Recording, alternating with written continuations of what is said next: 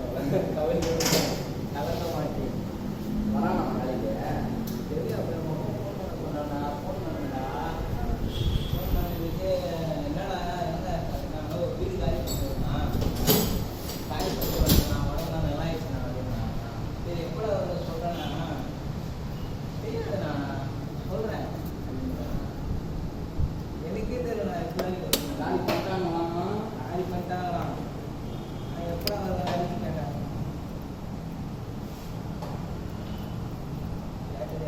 நினச்சிக்கிட்டேன். அப்போ அது இந்த வாரம் இன்னும் போகாது வரும். இந்த மாதத்துக்குள்ளே வந்தால் வரும். இந்த மாதம் முடிஞ்சு வரும். சாவச்சுன்னு நான் வேலை வாங்கி வேலை வாங்கி அடிச்சு சாவச்சு